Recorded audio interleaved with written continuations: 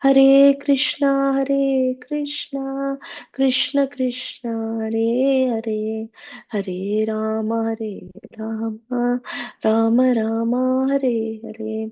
मंत्रा श्रीमद् भागवतम की जय, श्रीमद् भगवद गीता की जय, श्री प्रभुपाद श्री गुरुदेव की जय, हरे कृष्ण महामंत्र की जय, संकीर्तन यज्ञ की जय, गौर प्रेमानंदे हरे जय.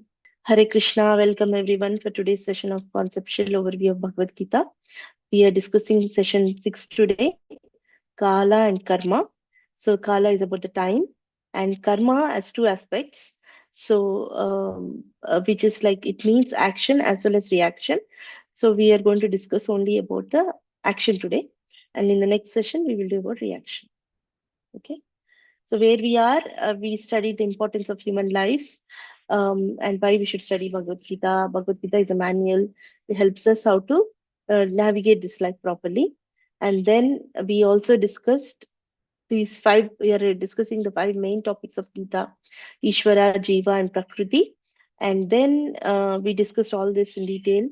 And now today we are discussing the Kāla time and a little bit about karma also. Not much about the time is given, is there, and then we'll discuss about karma. Okay, so but before we begin that, we'll last time I promised to Sujata wanted to know about the spiritual worlds. So I wanted to discuss, how the layout of the worlds are there. So we discussed about the two worlds, material and spiritual. So this is material world and the spiritual world. Then how the creation happens, little bit I want to touch upon today. So then we'll discuss about the worlds. So spiritual worlds. This is a nice chart which describes the spiritual world. I can zoom it. So basically, this part is a material world. This part. This is called the Viraja Ocean, Viraja River. Okay. Then this is separation between the material and spiritual world. And then this light is called Brahma Jyoti. Usually impersonalists and everybody, they want to stay here as a spark, which is also above the material creation. They don't need to go through cycle of birth and death, but they also don't enter the spiritual planets because they just want to be impersonal spark without any relationship. Like they just want to exist without any tension.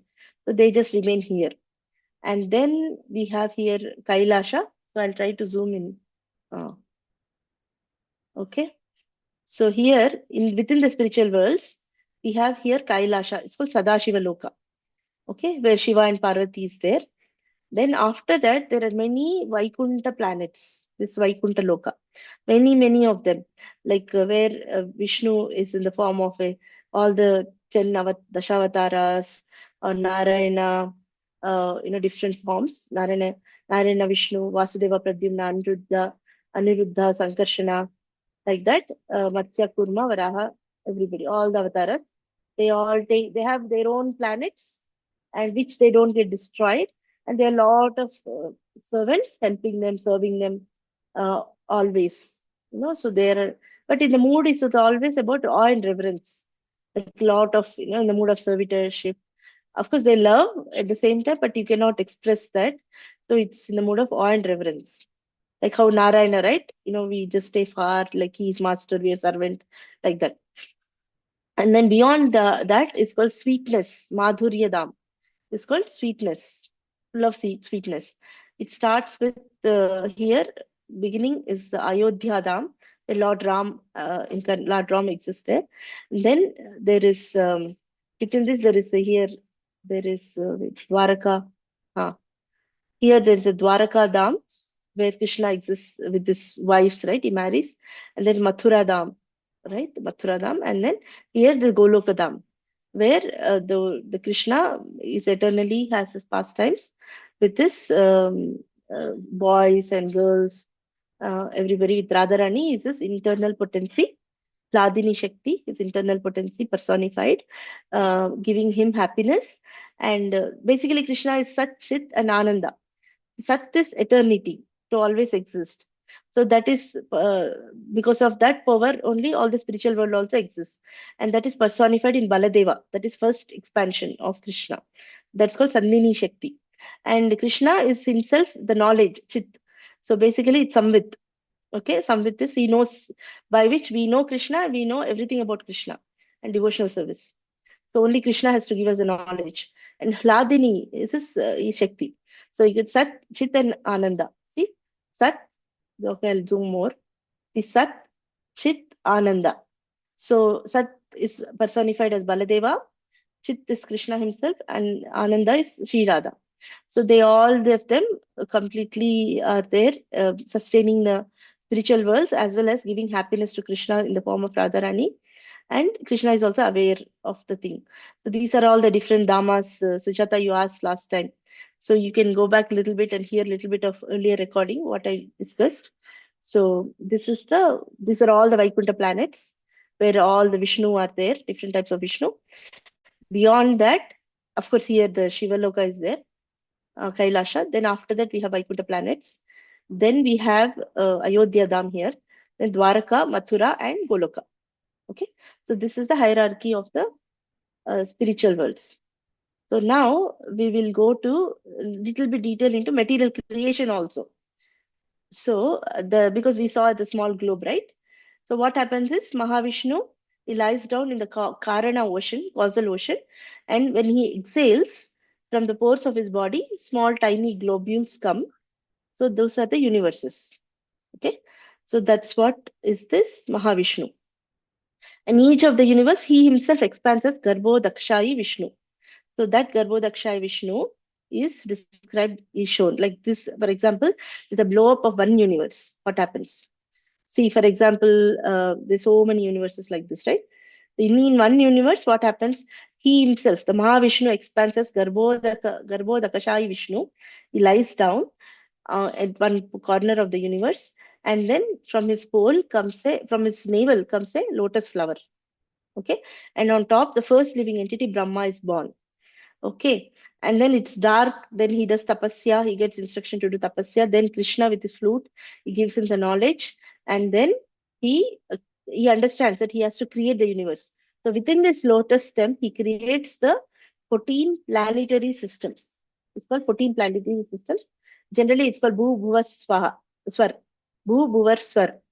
So like Bhu is here, Bhuva Swar here only. Bhu Bhuva and Swar, right? But there are called lower planets, Atala, Vitala. These are hellish planets. Atala, Vitala, Sutala, Talatala, Mahatala, Rasatala, Patala. And there is higher Svargaloka, Maharloka, Janaloka, Tapaloka, Satyaloka. So there are, and our Bhumandala, this is called the plane, called Bhumandala, and there is Bhuloka, Bharata, Bharata Kanda, they say, right? In the prayers, Bharata Kanda, Bharata, like that they call. So that is our planet here. We are so tiny. And this whole universe, and its all universe are covered with earth, water, air, fire, air, ether, mind, intelligence, false ego. Each one is 10 times bigger than the other one. So the soul cannot escape the universe easily, basically. Okay. And so, but then this Hare Krishna Mahamantra is coming from the spiritual world to this planet. So that is actually like a phone call, a telephone number to the spiritual world. So by chanting the Hare Krishna mantra, the soul can directly jump all these universes and all the different lokas and directly go to spiritual world, Goloka, if that person desires. Okay, so this is a brief about, and of course, each of the universe has a Shiva. There is a Gunavataras like Brahma, Vishnu, Maheshwara, and there is Durga Devi. She's guarding the Dham, and this Vishnu expands as Kshiro Dakshay Vishnu. He is like the original form of a Paramatma. He lays in a Shweta Dvipa within the universe. From his expansion becomes all the Paramatma within everybody. So that is the three Vishnus basically. They take care of all the creation. But the Vishnu, the source of the Mahavishnu also is actually Baladeva, and whose source is Krishna. So that's how we should understand that. Okay. And then now continuing, let's discuss a little bit about the actual topic, Kāla and time. Okay. So Kāla means time basically. Little bit about time. So so in Bhagavad-gītā, Krishna shows the universal form to Arjuna in 11th chapter. And then Arjuna sees there's so many heads, there's so many helmets, there's so many hands, so many legs, and his mouth is open, and all the people in the battlefield are running into his mouth. and they are getting killed. And it's a very ghastly scene. Imagine, he sees everything in one shot. So he gets very scared to Arjuna. Arjuna gets very scared and he asks Krishna, "Oh, who are you? What is your mission? I'm confused. He doesn't look like my Krishna whom I know. Like, who are you?" Then Krishna explains who he is.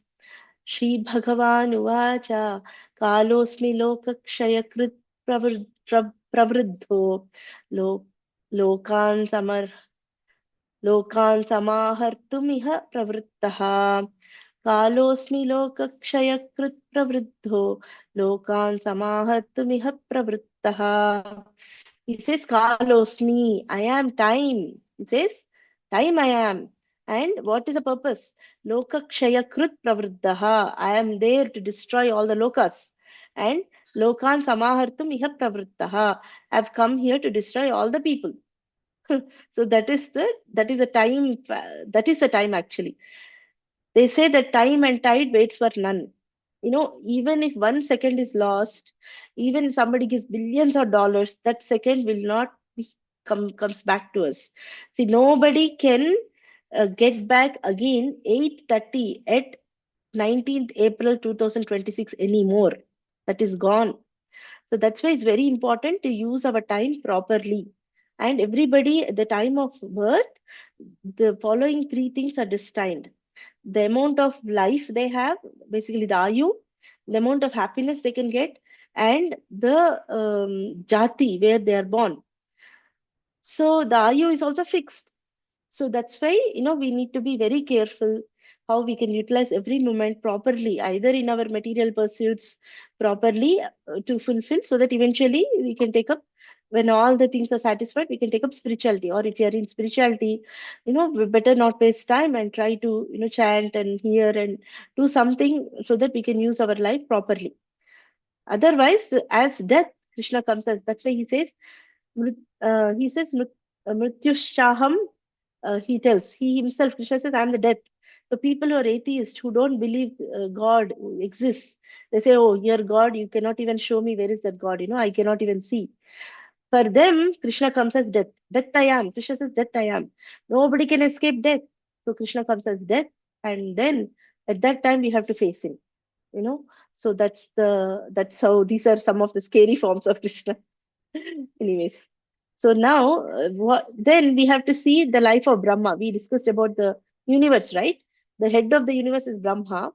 So what is the life of Brahma?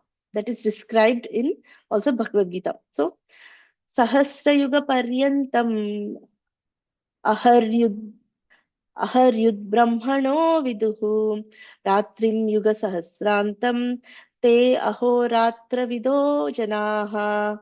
So he's saying Sahasra Yuga Paryantam. So his life is of 1,000 yugas. Okay, I will explain this chart. 1,000 yugas. And his night is also of 1,000 yugas. That's how people have understood him. That's the meaning of this. Okay. So what is the 1,000 yugas? So, okay, first of all, let's come from here. Let's listen to carefully about this. Okay. So we know there are 4 yugas: Satya, Treta, Dwapara, and Kali Yuga. So what is the duration of each yuga? Kali Yuga is 4,32,000 years. Okay, that is the length of Kali Yuga, and we passed within this, almost 5,000 years are passed into this. There's so much more to be seen, and gradually already it's become, the life has become intolerable with wars and so many, so much violence, but it's only going to get worse. But at the same time, as I mentioned, the silver lining of Kali Yuga is, just by chanting the holy names, one can get the complete perfection in life. And in one life, it's possible to attain prema and go exit the whole cycle of birth and death. That's a concession given in Kali Yuga, because given its very degraded age. And Dwapara Yuga is twice of Kali Yuga. Okay, that happened before already. So Kali Yuga is usually the last of all the cycles. And after Kali Yuga, another Satya Yuga will follow. Kalki, at the end of Kali Yuga, Kalki comes, he chops everybody, he burns everything, and behind him, Satya Yuga starts coming again. So then, Dwapara Yuga is twice of Kali Yuga, and Treta Yuga is 3 times of Kali Yuga, And Satya Yuga is 4 times of Kali Yuga. And every Yuga based on Satya Yuga mode of goodness is prominent. And the age is also very, like they can live for 10,000 years. So based on that, see, for example, here, Dwapara Yuga, they can live 1,000. Treta Yuga, 10,000 years. And here they can live for 1 lakh years. That's their age. So based on that, the appropriate meditation or the process is given. In Satya Yuga, they do meditation. In Treta Yuga, they do yajnas. In Dwapara Yuga, they do deity worship. And Kali Yuga is the Harinam Sankirtana. The different processes are given and depending on the age and the contamination, the ability of the people. Anyway, together of all these yugas will come 10 cross 4.32. Basically, 10 cross age of Kali Yuga. Okay, so this is like, 4 plus 3 plus 2 plus 1 is equal to 10. 10 cross 432,000 years. So that is actually one Divya Yuga. Okay, so the 4 cycles are called one Divya Yuga. Okay, and 1,000 of that Divya Yuga, that is nothing but 4.32 million years. Okay, 1,000 of that Divya Yugas are his day, 1 day of Brahma. 1 day. 1 day is 1,000 of these Divya Yugas.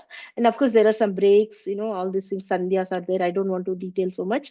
And similarly, thousands of his Divya Yugas is his night. That's what this verse is telling. And that is just his day and night. Imagine. So he lives for 30 days and nights, and he has 12 months, and he has 100 years. That is the life of Brahma. How big is a Brahma then? It's like 311 trillion and 40 billion years. That's the age of Brahma, the age of one universe. And that one universe is just one exhale of Mahavishnu. When he exhales, that much Brahma lives, and when he inhales, the Brahma disappears. That means Mahavishnu is so big and so powerful, right? And this Brahma is also so huge lifespan. And compared to us, we can only live 100 years. Imagine how big the Brahma is. But at the time of Brahma's death, everything gets annihilated, and there is also annihilation. That's a full devastation. There is also partial devastation at the night when whole night when Brahma sleeps, something they gets destroyed within the universe. When he wakes up again, he has to create.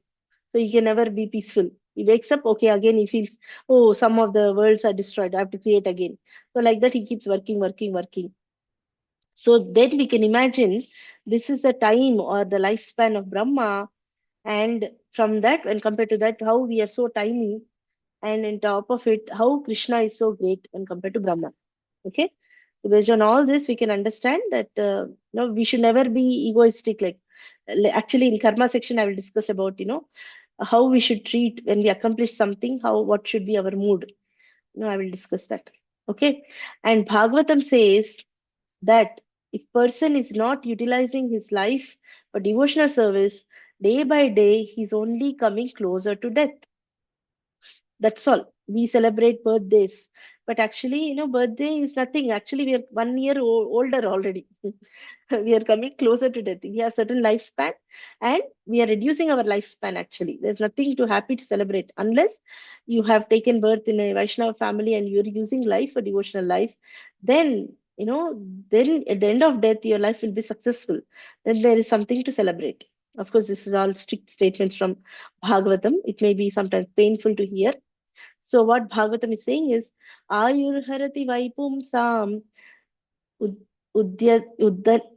Udyannastam cha Yannasau Tasyarte Yakshano Nita Uttama Shloka Vartaya. So Ayurharati, Ayu is nothing but age. Harati takes away. Pumsam, for the people, especially for the human beings. Udyan Astam, whenever the sun rises, whenever the sun sets, within 1 day, it has taken 1 day of our life away. Unless somebody is Rite, means except a person, Tasya, Yakshana, who is at every moment, Nitaha, is using his life for Uttama Shloka Vartaya, in hearing the glories of Kṛṣṇa or Vishnu or any of our Ishtadeva. Only a person who is devoting his life every day, day by day, in hearing about Kṛṣṇa, only that person is actually coming closer to liberation. Because for devotees, they welcome death. because they don't have anything. They have reached the point that they are not seeking anything from this world. They are there just to finish up the obligations or instructions of their spiritual master and share the message with others as much as they can. So they are eagerly waiting for death so that they can have eternal life afterwards with Krishna if they have developed the love. So they actually are not afraid of death. That's why they're called Abhaya Charanara Vinda. They're fearless because Krishna himself is taking care of them. There's nothing to worry. They don't have any more attachments. They're finishing their duties and they're ready to fly whenever their death comes. But whereas other people are afraid of death, because they have so many attachments, they have unfulfilled desires. So they feel death is coming closer, everybody gets shocked. If somebody gives a news that you have a terminal disease, half the life goes afterwards because of the feeling that I'm going to die. Respect. That's why people don't tell actually, at least you can live happily. So, that's the translation. We know both by rising and setting the sun decreases the duration of life for everyone, except one who utilizes the time by discussing the topics of all good personality of Godhead. Okay, this is a strong message from Srimad Bhagavatam. How do we take time seriously? Okay, so now let's continue to the next section. We talk about karma and the action. The karma has two aspects. One, karma means action, what we do. Also, it means the reaction we get. So, reactions and how to break the cycle of karma is very, very complicated. That we'll discuss in the next session. But today we'll discuss the first aspect of action. What should we supposed to do? What are we supposed to do, as human beings? So Krishna also explains this very complexity. The complex is very complex topic of karma. Kim karma kim akarmeti kavayopyatra mohitaah tatte karma pravakshyami yajñātva mokshase shubhat. He says, what is karma? What is akarma? Kavayaha, big intelligent people also api atra mohitaah, are bewildered. People are confused. What is my duty? What is not my duty? Okay. Tatte karma pravakshyami. That karma I will explain to you. By knowing this, you are ashubhat. From inauspiciousness, you get released. Moksha say, I will release you from this inauspiciousness by explaining, clearing your mind with all these doubts. Okay. कर्मणो ह्यपि बोद्धव्यं च विकर्मणः अकर्मणश्च बोद्धव्यं गहना कर्मणो गतिः. He says बोद्धव्यम means should be learned. What should be learned? Karmana. One should learn about karma. One should learn about vikarma, akarma also. Because then we already are confusing. Array, what is karma? I don't know. Now you are telling what is vikarma, what is akarma. But that's why he's telling Gahana Karmano Gatihi. The path of karma is very, very deep. It's very difficult to understand. But we'll try to touch upon a little bit and explain a little bit as we have heard from our teachers. So just a small table here to explain what is karma, what is vikarma, what is akarma. Okay. So karma means prescribed action, means what we are meant to do according to the Vedic injunctions. Okay. Like for example, we take bath in the morning, or we whenever we eat, we offer to God and eat, or we don't lie and we don't we don't steal. All these things. Or of course, there is other types of karma like Nitya Naimittika karmas are there. In whoever is Brahmanas, they have to get Upanayana, and they do Sandhya Vandanam. Every day they have to do that. That's a Nitya karma. Naimittika means occasional karma. Like for example, Jatak karma. If somebody is born in the family, then they do they look at their horoscope and they do the Jatak karma, or there's a marriage, there's a Vivahi karma, or there's a death in the family, Antyeshti karma. So all these karmas one is meant to do. According to this is all prescribed in the Vedas, and there according to Varna and Ashram also there are certain duties are given. Brahmana is meant to study and teach others. They do yajna and help others do yajna, or he is meant to give charity and receive charity. And similarly, Kshatriya is meant to rule, administer, and rule the city or whoever under him. Like for example, Prime Minister is taking care of the whole country like that. And Kshatriya is finished. Vaishya, his main occupation is cow protection and business. And Shudra is meant to serve the higher people, higher orders, other people. So according to that, some our duties are given. We need to know who we are, what is our position, and we have to follow these duties. That is karma. But still, this karma is also within the bondage of reactions. So because of which, if we get lot of pious karma, we go to Swargaloka, and later when the karma gets exhausted, then again we come to the Bhuloka, and again we continue further. As I mentioned, only in the Bhumandala is place we generate new karma. So what is this? Karma anubandhini manushya loke. So that's the reason it's very important when we take up the human life, how we use our free will and do things appropriately. And similarly, vikarma, speaking of vigataha karma, means opposite, forbidden action. So Vedas also tell, don't steal, don't kill others, um, don't tell lies, don't harm others. No, all these things. Don't, for example, don't eat meat. All these things are given. So if we follow that, then obviously we are going to get lot of simple reactions, and gradually we will get degraded. It is said mamsa means saha. Mamsaha means now I kill you, next life you come, I will come as an animal, you kill me and you eat me. That's what is the meaning of mamsa. So it is said that as many hairs as the an animal has, whatever animal we kill, like goat or cow or whatever, if we eat as many hairs as the on the animal, that many times we have to get killed. To that much reaction we have to face for just one time eating. And not just eating, six people involved in meat eating are get the same reaction. The person who takes care of the animal, the person who cuts the animal, the person who transfers the animal, the person who cooks, and the person who eats. And there's one more person, the person who maybe I miss one person in the middle. So all kinds of, sometimes we feel, oh, husband doesn't eat, but my duty as a wife, I have to cook. Of course, if there's no obligation, maybe we have to do.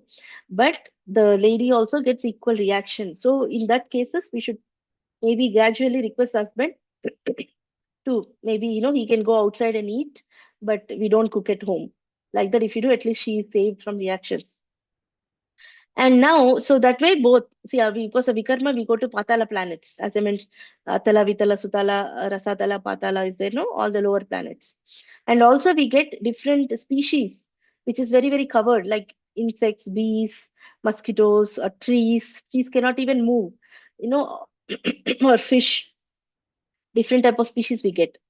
And, but whereas akarma is where it's a transcendental action or inaction, where actions are performed for satisfaction of Supreme or Krishna, devotional service. So in this case, we do activities without any personal desire or personal fruit. I'm just doing this activity only to please. Then what is the motivation? Only to please you, Krishna. There's nothing I'm gaining for this. Maybe my only thing is that I'm using all my senses in your service. That's it. But I'm not, seeking any fame, prestige, or maybe money or anything out of this. This is just my service to you. So with that, if you do, then there is no reaction for that activity. The whole activity and the preparation for the activity, everything is fully without karma. So that's how we actually stop the new karma by doing acts of bhakti all the time. Not just one time chanting 10 minutes, but whole day we can do everything as act of devotional service. And thus we can actually stop the karma, new karma at least. And how do we get rid of the previous karma? That's what we will discuss in the next session. How do we break the cycle of karma? Okay, so now we also discussed about three modes last time, right? Goodness, passion, and ignorance. Ignorance is mostly about sleeping and laziness, everything. Passion is unlimited desires and longings, and also about goodness is about illuminating and knowledge. Now we'll discuss about work and worker in the three modes, because all of you are working, so you need to know what, based on these characteristics, you will know what mode I am working in, based on how you exhibit these symptoms during the day or generally. So action in the three modes. So as I mentioned, like in material world, everybody is dominated by the three modes unless they are completely devoted to spiritual Krishna. where he says that he will allow you to raise above the modes. Okay, otherwise we are dictated by the modes. So in the mode of goodness, ignorance, if you do action, what do you do? Basically, that work leads to bondage, destructive. So even though he's doing activity, he's doing only breaking things. Like for example, some people come and break temples, some people come and break mosques, they kill people just like that, there are riots, all these things happening. Why? There's no benefit for everybody, they're just hurting anybody, harmful for the self and others. They do jihad, and they do, like, they tie their bombs and come and go into the temple and burst themselves, they kill themselves and they kill others. So these are all acts of ignorance, and without knowing the consequences, anapeksha. So they don't even know the consequences, and they just keep doing, just randomly whatever whimsically they know. And also there is no scriptural injunction for that. Somebody tells, okay, this is how our religion should be, and they just follow blindly and they do it.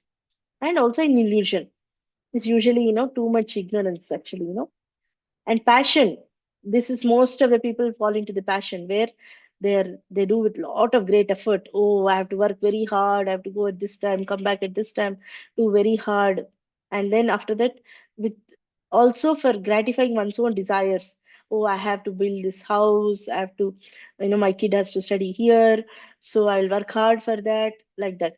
And also with ego, so basically I am this body, and I think all the people related to me are this body. So because of all this consciousness, we work very hard. It is Bhagavatam describes it's like a donkey who works very hard, and even though grass is everywhere, he's just working hard so that the master will give the grass at the end of the day. Of course, we need to work. There is nothing stopping. Without work, nobody can stay. But gradually, we should increase our consciousness so that we don't get too entangled, disturbed with happiness, distress, and everything. Especially in the mode of goodness, if we work, there is regulated. Every time they do the same, this particular time of the day, they do the same activity. It's not random. Suddenly I get up today at 6 o'clock, next day I get up at 8 o'clock, next day, today I sleep at 10 o'clock, next day I sleep at 11 o'clock. There is a clock, the proper regulation is there, mode of goodness. And you do activity with detachment. You don't worry about results. You do your part and leave it. Kṛṣṇa knows what to give, what not to give, and according to our karma, whatever we need to get, we get. There's one example in this regard actually. There is a shopkeeper who sells, normal kirana stuff. So he understood now is a corona time or whatever, or some specific time where people buy more stuff, or a festival time. So he decides, instead of closing my shop at 9 o'clock, let me keep it open till 12 o'clock midnight. Okay, then I'll make more money, I'll become rich faster. So he does that and he gets money actually. So somebody may feel, oh, if I work hard, I'll get more money, so let me put more effort. But what happens is, whatever money he's supposed to get later in his life is coming now faster. That's it. That's the only difference. But he's not increasing the overall good fortune. So whatever we are meant to get by karma, nobody can deny that. And if suppose we need to work hard to get a new job so that we can accrue that money, that's also part of our karma only. So if suppose we are trying in some very hard in certain thing and we are not getting job, we are frustrated. No, we should understand, maybe, at certain point we should understand, is it really needed? Maybe there's other option I can think about, or maybe I should use my life for devotional service, because there is no limit actually to the money. The greed, when greed is there is no limit. How much ever you have, you always feel is less. My house is smaller than the neighbor's house. My son is studying in a lesser college than other son. There is always a competition and fight, and you keep working hard day and night to increase your day and night, to increase your comforts. That's it. And at the end of the day, you're not satisfied. On top of it, time is coming, day and night, you're losing your life.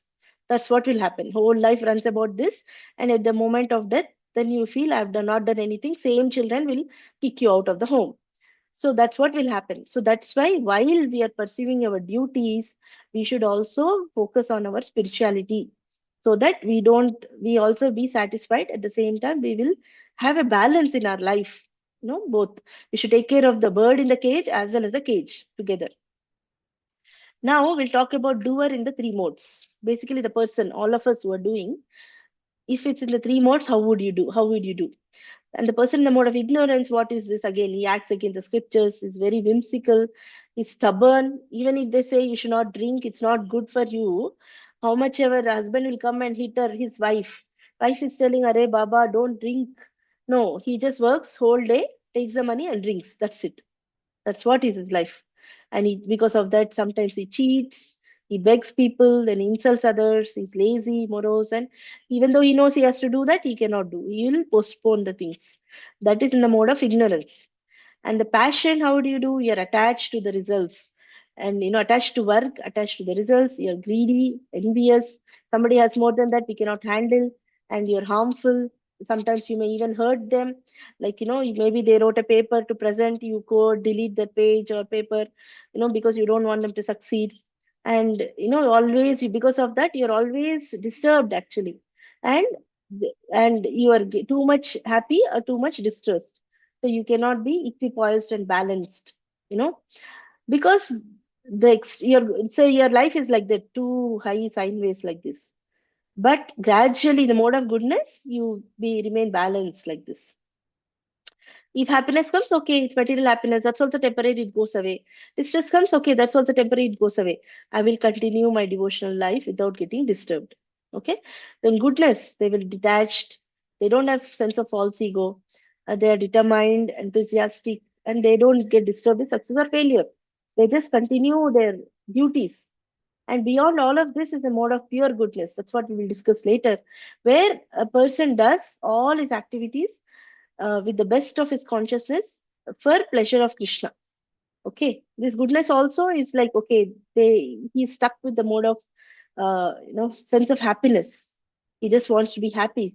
But whereas in the case of pure goodness, even if it's not happiness for him, a devotee does an activity for Krishna because it pleases Krishna, like that. So again, this I thought, all of you are working, it may be relevant to discuss these concepts in more detail. So now, another important thing for all of us is that we put all our effort and do some work, but we feel the results don't come.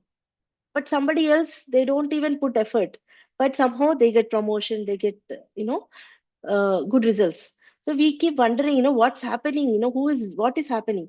So if we understand there are factors of action, then we understand what exactly is the calculation for the results. Okay, so that's what we'll discuss now. There are 5 factors for any action. Okay. Adhishthānam tata karta karanam cha prithagvidam vividāscha prithakcheshta daivam chaivatra panchamam. So what are the 5 factors? Adhishthānam, the place of the body action, the body of the jiva.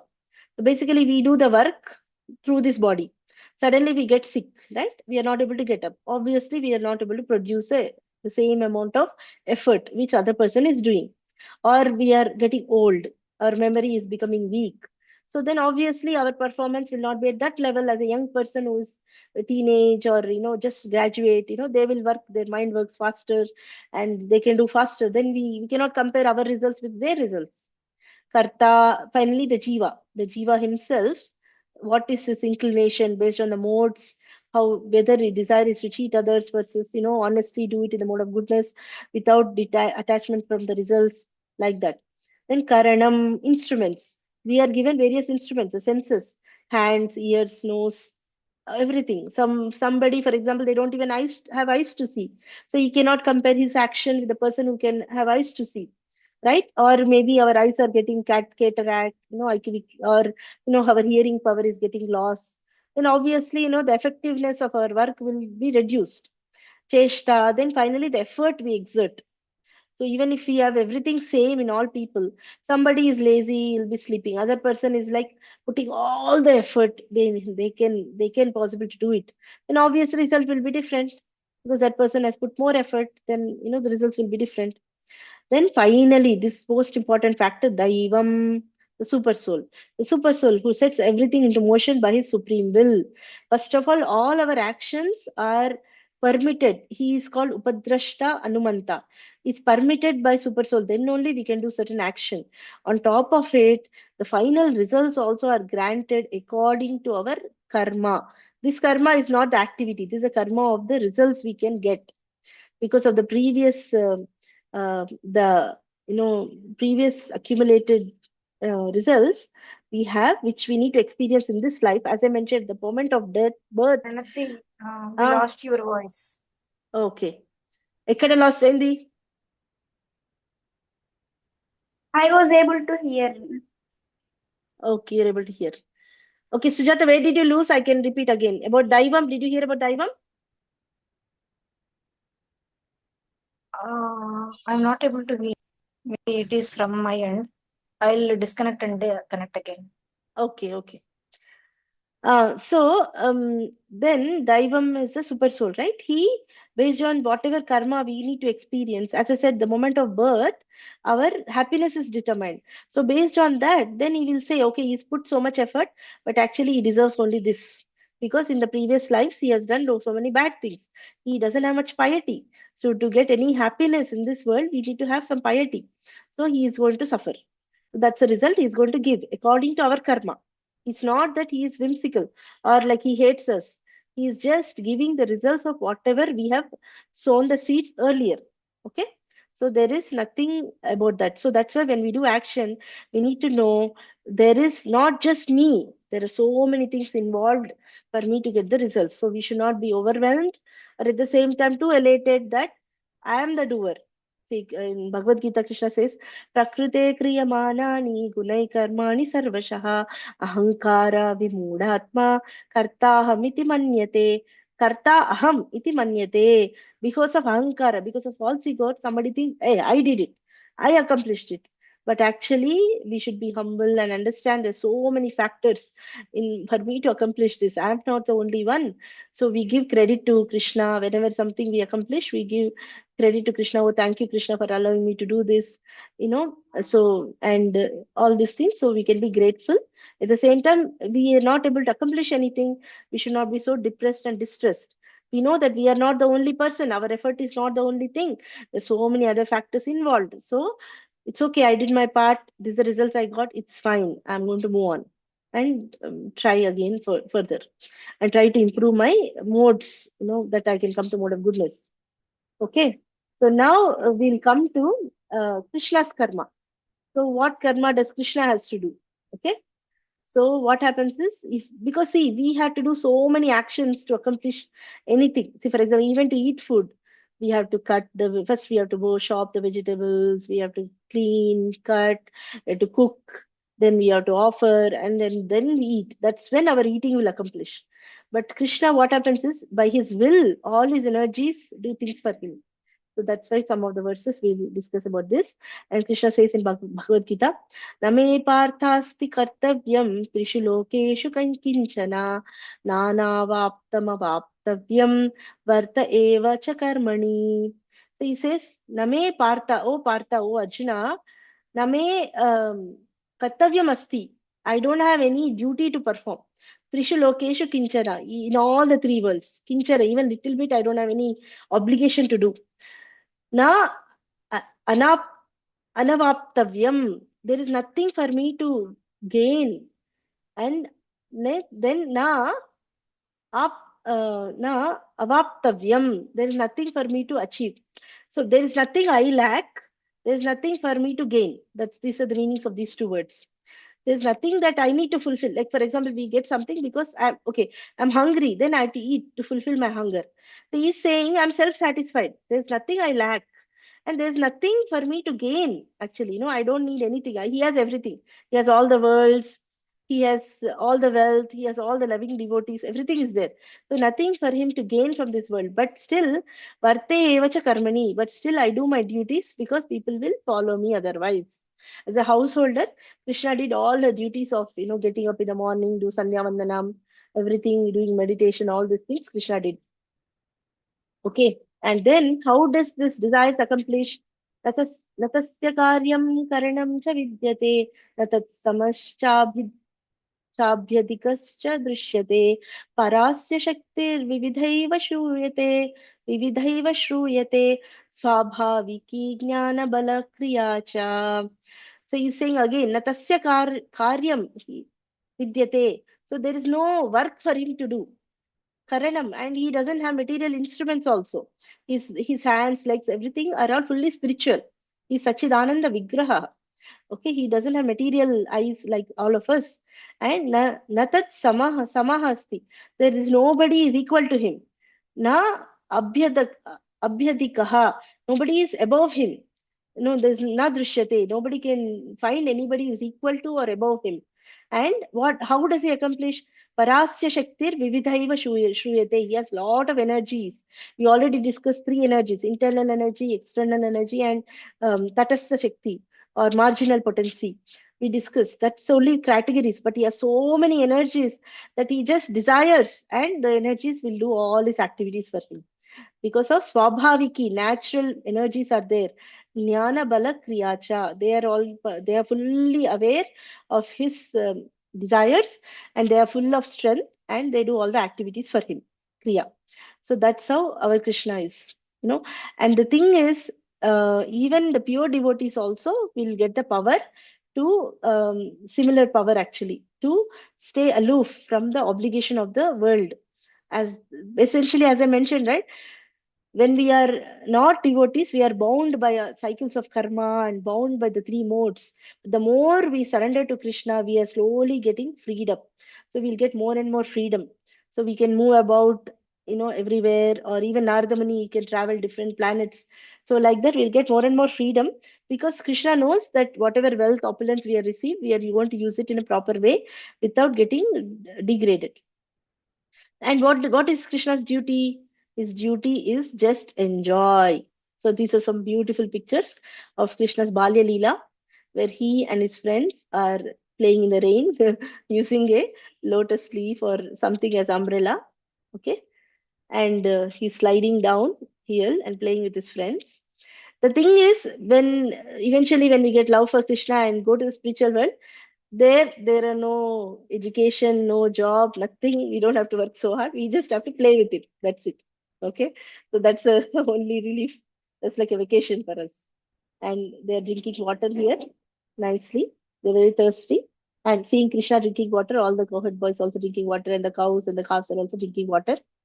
And more, they're playing in the sand, throwing sand on each other and having fun. Like then they once in a while they steal butter, they make a pyramid. Krishna climbs on each of them, and he takes the fresh butter and eats and gives to monkeys and everybody. And then finally, after doing all this mischief in the cow herding, then he returns back. Then all the gopis are eagerly waiting to see him, and he comes beautifully and enchants everybody.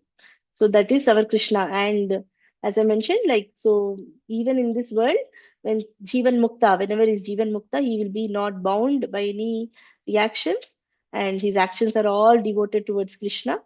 And gradually he's waiting for death so that he can join the Nitya Leela of Krishna and enjoy, serve his enjoyment. Actually, devotee doesn't go for his own enjoyment, he goes for service. Because of service, because love is reciprocal, Krishna gives so much happiness to his devotees. That's why Krishna loves his devotees so much that if we offend the devotees, it's very dangerous for a spiritual life. At the same time, if we serve the devotees, it's a easy way to make spiritual progress. Sometimes the chanting also will be very difficult, or 10 minutes I'm not able to focus, I'm so bound up, I'm not able to get up, I'm not able to sleep on time. But the secret easy way to make progress is somehow, if we can serve some devotee nicely, if their heart is pleased, if they pray for us, we can make rapid advancement in spiritual life. And of course, the service could also mean hearing. If we hear from a devotee, that also is a very good service we can do. Of course, they don't want anything. They don't want money. They don't want anything. They all want that we take up devotional life.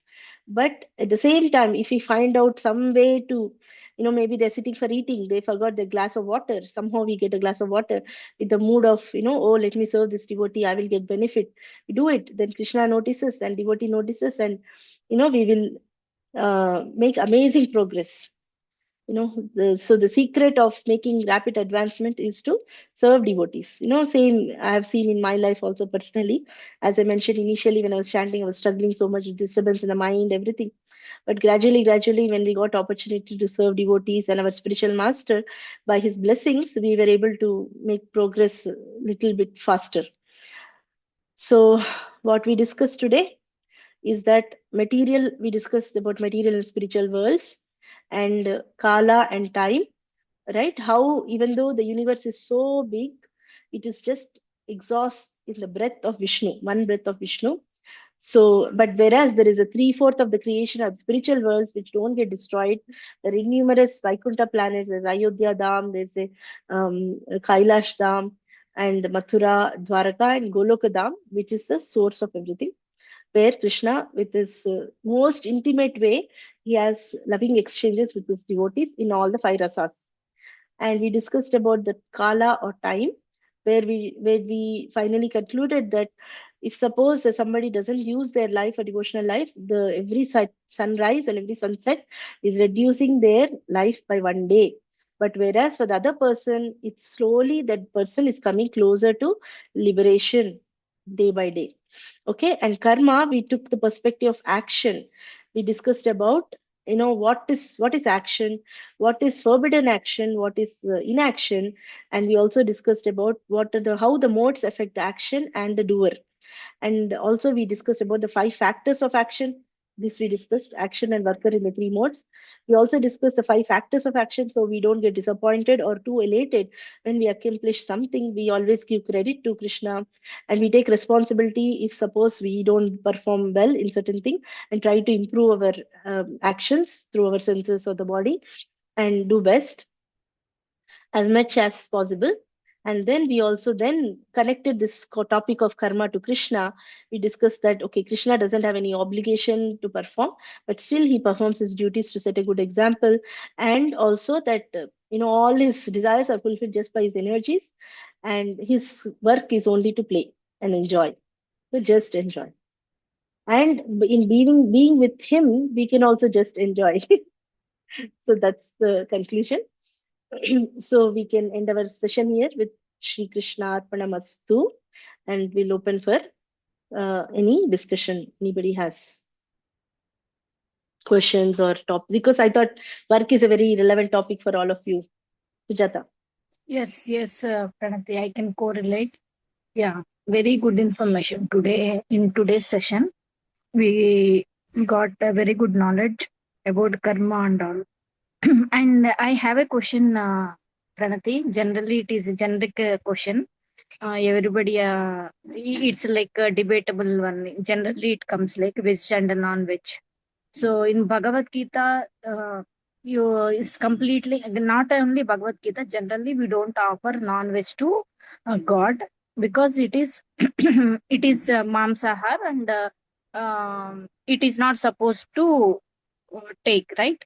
But few people also will say that Rama, Krishna, they all are from Kshatriyas, right? Kshatriya Kula caste. And they also, if they didn't have non-veg and all, how could they perform in wars? They should be very strong, and how could they get energy? And all this is trash. And started by only Brahmanas because they don't take non-veg. Is it true, or what is the truth actually behind that? Um, How so, yeah. started? Actually, yeah, somebody, no, but actually, even Valmiki Ramayana, my friend was also there here. She studies Valmiki Ramayana. Somebody was telling, okay, at some point Rama ate meat, but actually, she couldn't find any quotation where Valmiki says that Rama ate meat. So we don't have any proof that they would have eaten. Uh, but definitely hunting is there because what they do is they use hunting to practice their skills, not to eat. Because they need to practice the shooting. No, that's the reason. Once in a while, they go on the hunting to kill animals. That's what is given. So we don't have any proof, but at the same time, Krishna clearly tells in Bhagavad Gita what is meant for us. because we are, first of all, we are not Kshatriyas, right? So of course, if somebody is inclined to eat meat, there is a provision in Vedas to eat meat. Completely, if you say don't eat meat, then people who have the desire, what will they do? So there are particular yajnas they perform where they offer actually animal or something, but that yajna, if you do, it has to have proper, brahmana and the different things. And what will happen is, if you do properly, that animal actually gets a human body. So that animal also gets a higher birth. And because this person has a tendency to eat, and they do a proper yajna, sanctified way they're doing, then they can eat. That's also happens only once in a while, not that every day, like that. So, so this is a proper, what is a bona fide way to eat. But those all these yajnas are gone now. And of course, Mm. there also you'll get reaction. Doesn't mean you don't get reaction. But there is a way to do it properly. Okay. Uh, According to the sanctions. And I also heard during the Antakriya, Anteshti Yajna, they serve meat. So I don't know whether, yeah. But anyway, whatever it is, the thing is, see, we need to also know scientifically. One thing is, okay, we have desire. We may want to eat, that's fine. Other thing is, scientifically also, just imagine you are, there is an animal who is living before, and because of this act, that animal is dead. So, and we are eating the dead, this will sound very drastic or graphic, but Mm. that's what it is. We are eating the mamsa of the dead animal. See, even human, when it's dead, nobody wants to touch them. After Anteshti, after the Antakriya, they take bath because they feel, oh, I went from a contaminated place and I came, correct? So imagine now we are only cutting the animal, we are only roasting it, we are only, cooking it, and we're eating that. Compare that with this, right? So just because we don't see the animal in front, we feel like this okay, but actually this is as what to say, as heinous. Another thing is why we get reaction is, see, the animal is normally living. If nobody can stop other person's natural cycle of life, nobody has a right to stop. Nobody has given the right for anybody to do that. So only way is to do yajna where they are elevated to the human life. If that we are not doing, but we are just cutting them and killing just because they are innocent and we are more powerful, then Mm. obviously we are going to get reactions. Right now we may enjoy, but because of that, definitely we will also have to face the same reactions. See, all this killing happening right now, it's all Mm. because they are all meant to face that. They have done that previously and they're facing it now. There's no, sometimes we feel, oh, there's a nice family going in the car in some road, in a mountain, they're climbing. Suddenly there is an accident, everybody died. So we feel, oh, why it's happening like this? But that's why especially when we talk about reactions in the next session, we will see nobody can calculate how complicated the cycle of karma is. We don't even know what we did, when we did, what it is. But for sure, the law of karma is very, very, what to say, fair. Nobody will even get anything which we don't deserve. It is described that just as a baby calf, there are, let's say, millions of cows, all same color. They're all, eating grass. But suddenly the baby calf is released. So baby calf exactly knows which is its mother and comes to that and drinks the milk. So similarly, whatever reaction we have done, it exactly comes and chases only us. Accidentally, it doesn't go to others, or others' thing doesn't accidentally come to us. So that much faith we need to have. So whenever we are experiencing anything bad, we should always know it's only I did it. I am just getting my reaction back. That's it. But only when we take up devotional service, that's where there is a chance that whatever we are meant to experience can be reduced. If Krishna feels it's needed. Okay, so this all discussion about karma reactions we will discuss in the next session, because I know that's also a very intricate topic and it has a lot of nuances to it. So that's why I split the karma into two parts. One is about action. What should we do? What should my duty? How should I do? And the second part is how do I break my cycle of karma? Okay, unknowingly so far. See, for example, when I was taken devotional life, Somehow or the other, I was born into a meat-eating family. Just because it's part of the food, every Sunday, they make and I used to eat. Because it's like, Mm. okay, part of the whole thing, right? But only when I took up devotional life, I was like, oh, how come, I did so many things without knowledge or whatever it is, why I did this. I regret so much. I wish I was born in a different family. Sometimes I pray like that. But whatever is done. Only thing is I can do is in future. But at the same time, then whatever reactions I've incurred, then what am I going to do about this? Now I'm serious about devotional life. I know now I don't want to do anything bad and I want to have love for Krishna. So what will happen to all of that? So all that things also can be wiped out by the power of devotional service. That's how extremely powerful devotional service is. Because now we are on the right path. Krishna wants to clear our path so that we can, because the whole point about karma is to make us realize take responsibility, first of all, that you did something, so obviously you face reactions. Also, to come to realize that actually whatever you do, you're not going to be happy here. You eat 100 things, you eat sleep so many times, or you do so many things, you're not going to be happy. Then you start asking, oh, how I can be happy. So that's the whole thing about karma, is to come to that point. Once somebody comes to the point and takes up devotional service seriously, then the purpose of karma is satisfied. Then slowly Krishna says, okay, this guy doesn't need to go through the severe accident because he's using this life properly. So let him live longer. Okay, maybe I will just give him a scratch. Same, or sometimes they experience accident in the dreams, because that's another way to burn the karma. They experience severe pain in the dreams. When they wake up, they are horrified, but at the same time, they don't get the so much reaction of losing body or losing loved ones, but the reaction is nullified.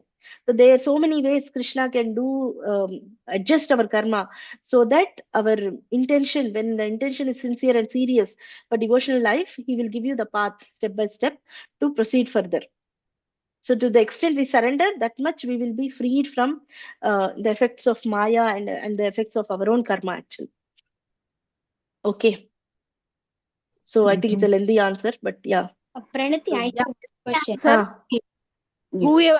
Whoever connects to God and whoever is seeking this knowledge and all, okay, we agree with that. But other people, if in the same family, they want to eat non-veg, and doctors also support, and doctors also highlight to get protein and all, we should eat non-veg.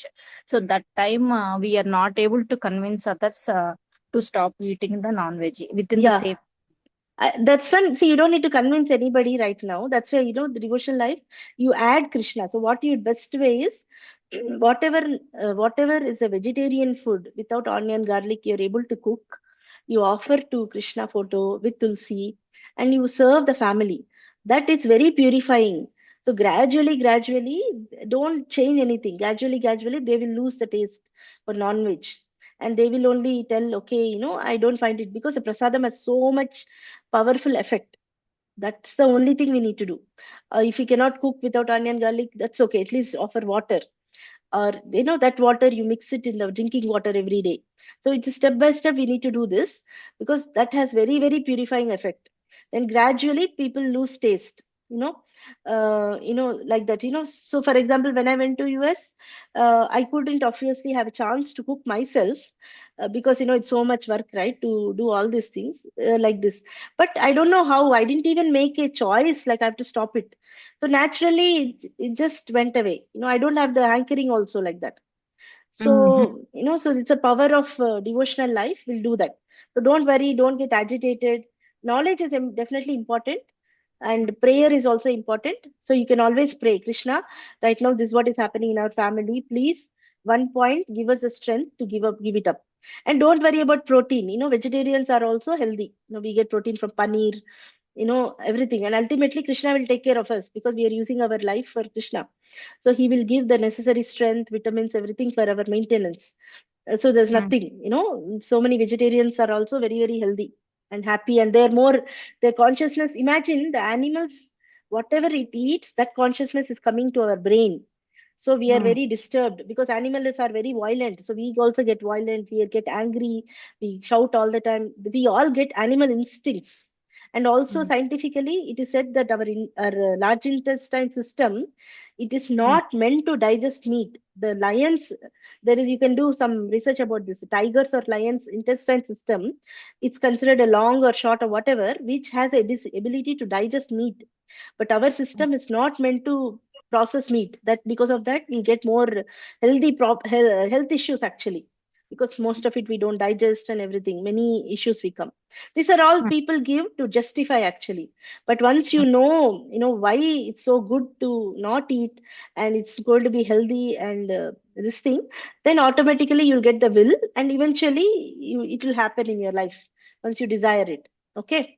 Okay, Sujata. Bharti has to ask some question, I think. More question, small question. But garlic and onion, they are from plants, right? We need to avoid in our food. Yeah, so onion, garlic, even though they're vegetarian, they are considered tamasic, or they increase the mode of ignorance. Especially the garlic, if you eat, it agitates the sexual senses. So that's the reason people cannot control. That's why more traditionally Brahmanas, they never ate onion, garlic. So that's the reason. Okay. Yeah. Okay, Bharati, you have to ask any question. Yes, Pranati. So, Mm.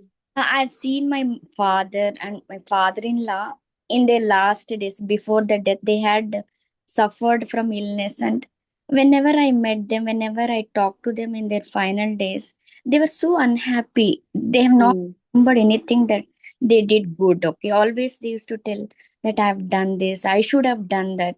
So, I mean, how to overcome that? I think sometimes that even when I go to that stage, even I may be regretting that, about my life.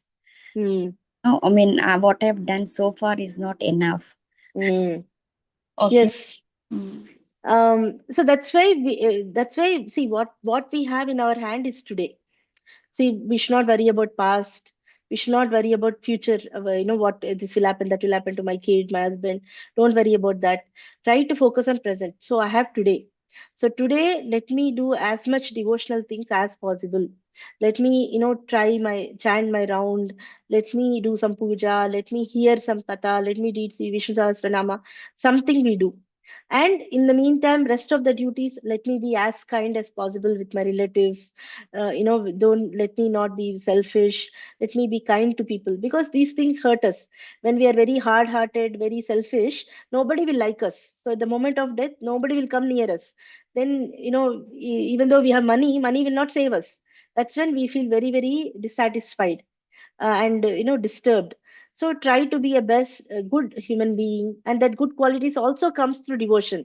Nothing, even though we are selfish right now, attached to money, gradually with devotional service we can cultivate the detachment and selflessness and helping nature. Everything will come. Very nice verse is there which says, for a devotee all the good qualities of demigods reside in him. Like that, you might have seen me also, you know me for 25 years. Maybe, as a good student, maybe that's all, but maybe I was very, very selfish. I was just focused on my own studies, not caring for others. And of course I didn't want to socialize because I was focusing on my studies. In a way it's good, but in a way maybe I was not so helpful for others. Maybe I don't know, all these things, right? So but now see, I have come to this point where I'm doing this session only to help others. There's nothing I'm going to gain from this. So there is some amount of selflessness has come to us. This all because of the power of purity. So basically, purity comes because of when all the bad things go away from our heart, right? And our goal is clear. Then the power of devotion will cleanse our heart, that we come to the point where we are so satisfied with ourselves. All we want is to give this happiness to others. That's it. Okay, yeah. Yeah, so nicely explained, Pranati. Okay, thank you, Bharti. Very good answer, Pranati. Okay, so anything else? Akshay, somebody joined, maybe at the end. So Hare Krishna. So we'll end here now.